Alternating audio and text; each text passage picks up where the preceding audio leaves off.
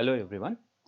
In this tutorial, I'm going to explain different types of microcontrollers available in the market. Okay, so there are various category of microcontrollers available, and this category is basically based on the different parameters like memory, processing capacity, etc.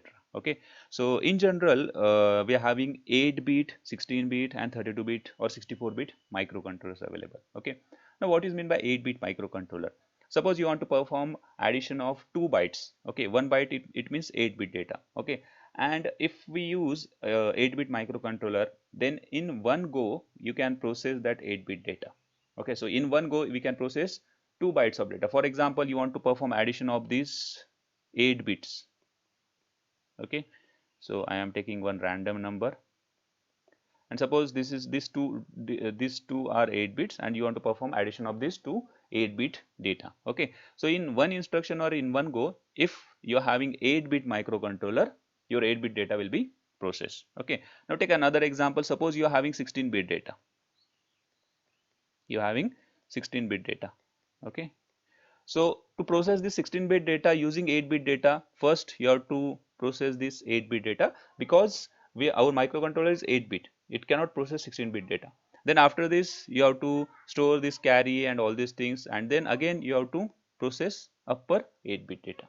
Okay, so combinedly, collectively we cannot process 16-bit data at a time if we are having 8-bit microcontroller. Okay, but if we talk about 16-bit microcontroller, then the 16-bit microcontroller can process all the 16-bit data in one go. For example, suppose you want to perform addition of the 16-bit data to 16-bit number, then in one go you can process this particular data. Okay, and similarly we are having 32-bit microcontroller. It means in one go we can process 32-bit data. Okay, now if we talk about speed, then 32-bit or 64-bit processors are having faster, or they work on faster speed as compared to the 8-bit data, because suppose 16-bit or 32-bit data comes into picture, then 8-bit processor or controller will process it step by step, like lower 8-bit, then upper 8-bit, etc.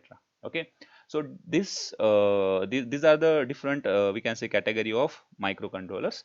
Now suppose you want to design one system or embedded system, then in that embedded system, based on your requirement, you have to select the microcontroller, like whether you require 8-bit microcontroller, 16-bit microcontroller, or 32-bit microcontroller, or 64-bit microcontroller. Okay, it depends on your requirement. For example, suppose you want to read one sensor data and you want to display it on display device, then in that case 8-bit microcontroller is sufficient.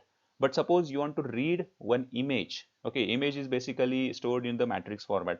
So for example, 512 by 512 image you want to process, then in that case you require maybe 32-bit or 64-bit data, because 64-bit microcontroller, because the data is very huge in terms of the image processing. Okay, so depending upon your processing requirement, normally user or engineers normally select this microcontroller, and if your requirement is very small processing, then 8-bit or 16-bit is sufficient. Okay,